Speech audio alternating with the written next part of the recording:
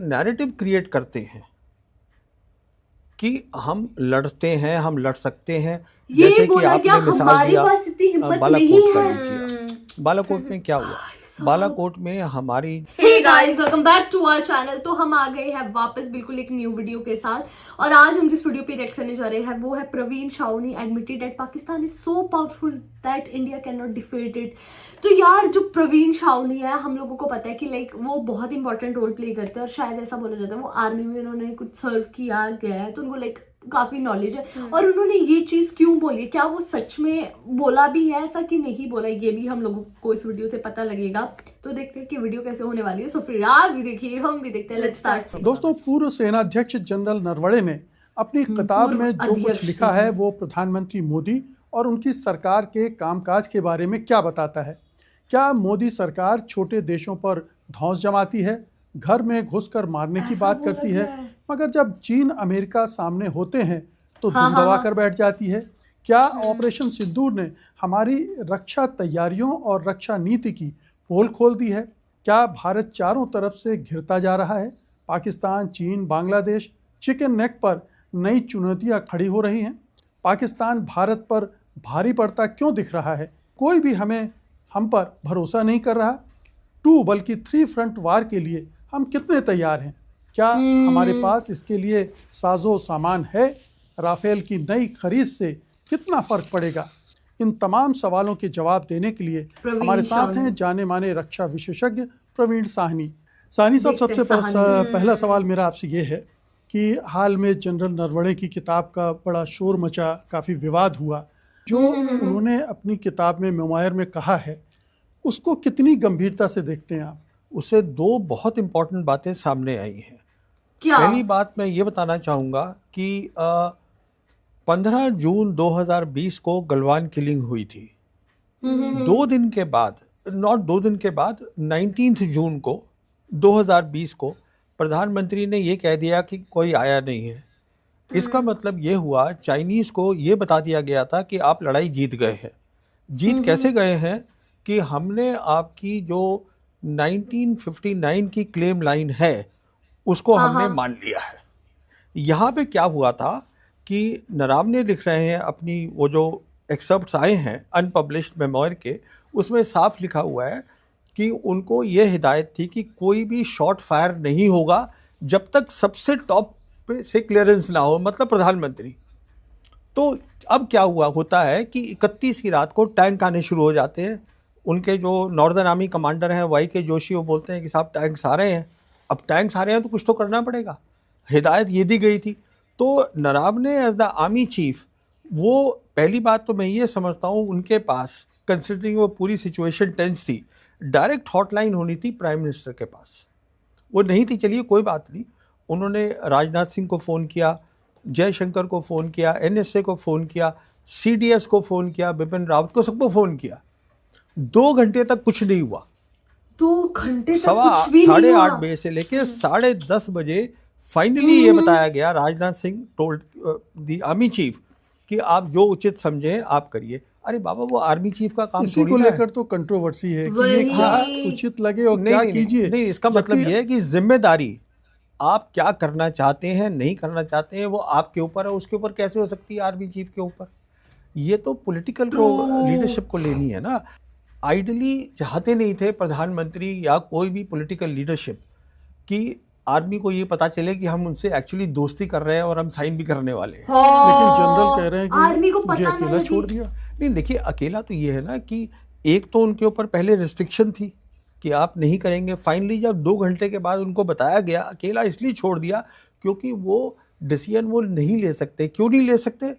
जब आप अगर ये शॉट फायर करते, मामला बढ़ जाता, लड़ाई हो जाती, फिर आपको इंश्योर करना है कि जो आपकी सप्लाईज हैं जो लड़ाई में चाहिए होंगी, या पता नहीं एक बार लड़ाई शुरू हो जाती है कितना वक्त लगेगा, तो वो भी आपको लानी है। तो कहने का मतलब ये है कि लड़ाई में बहुत सारा काम होता है जो पॉलिटिकल लीडरशिप को करना पड़ता है, कंधा देना पड़ता है मिलिट्री लीडरशिप को अपना काम करने के लिए।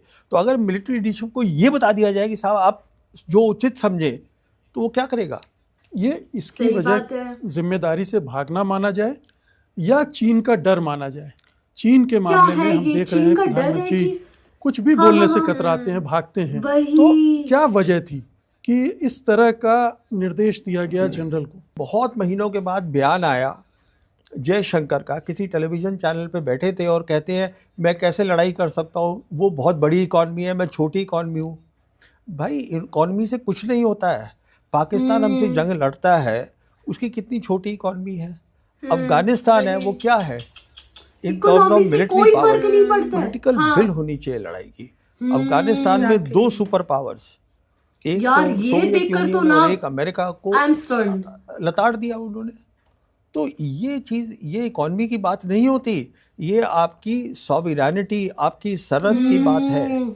मैं इससे बिल्कुल सहमत नहीं हूँ जो जयशंकर ने कहा ये इकॉनमी है। नहीं, आप लड़ेंगे अपने देश के लिए, अपनी ज़मीन के लिए। आप साहब ये कैसे कह सकते हैं कि कोई आया नहीं है?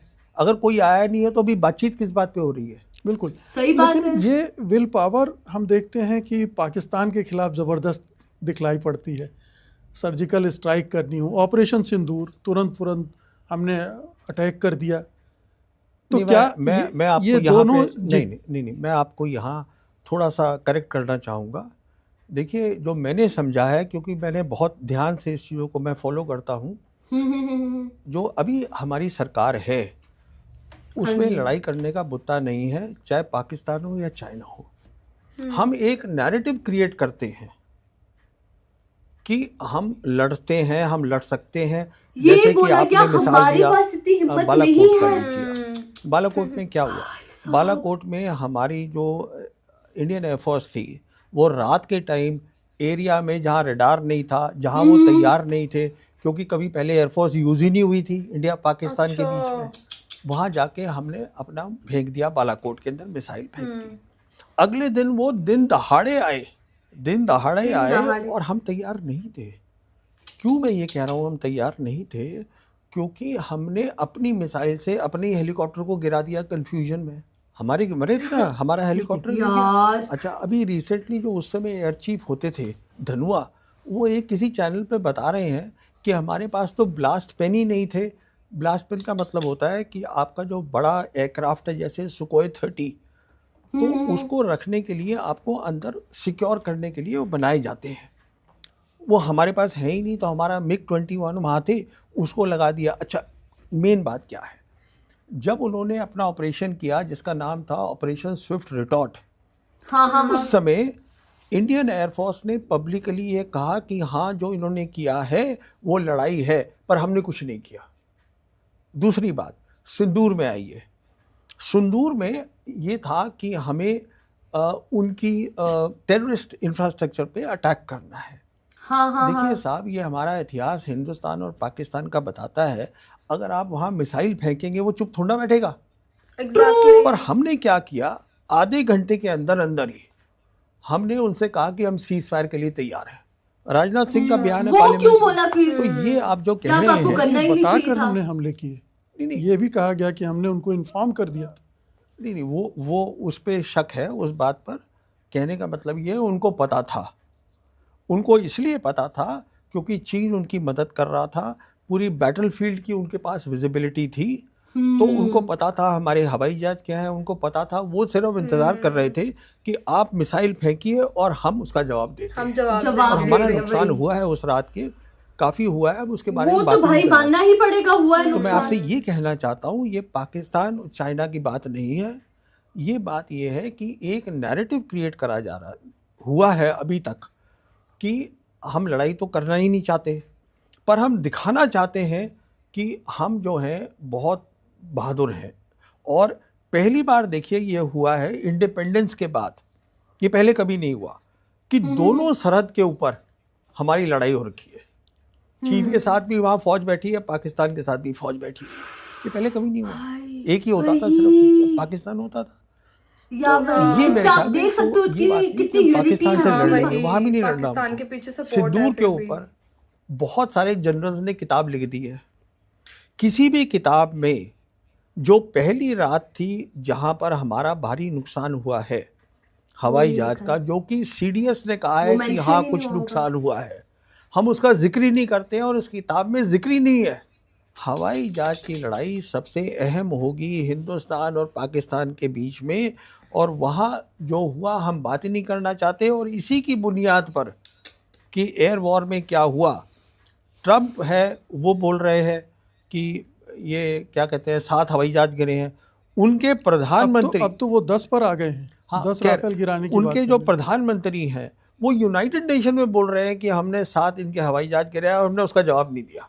यार मतलब इतनी शॉकिंग वीडियो थी ये, लाइक इन्होंने प्रवीण सावनी ने ये खुद ही बोला बहुत है, रियलिटी बताई है इन्होंने ये चीज अभी मेंशन करी कि जो पहली रात को हुआ, जो हमारा नुकसान हुआ, वो बारे में कोई बता नहीं रहा। और ये भी बहुत ज्यादा शॉकिंग था। उन्होंने वो भी बोला कि आफ्टर इंडिपेंडेंस पहली बार ऐसा हुआ है कि हमारी जो सेना थी वो दोनों बॉर्डर में तैयार थी बैठे हुए। इससे ये भी पता लगता है कि चाइना भी हम पे हमला कर सकता है कभी भी, क्योंकि वो यूनाइटेड है पाकिस्तान के साथ, तो हमें दोनों ही देश से बहुत ज्यादा खतरा है। और यार इसको देखकर ना ये तो बहुत ज्यादा हम लोगों को पता लग ही गया है कि चाइना और पाकिस्तान 2 देश नहीं, अब वो एक ही देश हो गए कहीं ना कहीं। और दूसरी साथ इंडिया के साथ ऐसा अमेरिका का रिलेशनशिप नहीं है जैसा मतलब चाइना के साथ पाकिस्तान का है। इसको देखकर भी हम लोगों को बहुत ज्यादा बुरा भी लग रहा है कहीं ना कहीं। और ये भी पता लग रहा है कि लिटरली जितना पावरफुल इंडिया अपने आप को दिखाता है उतना है नहीं है, बट पाकिस्तान दिखाता नहीं है, और मतलब वो उसकी बैक काफी स्ट्रांग है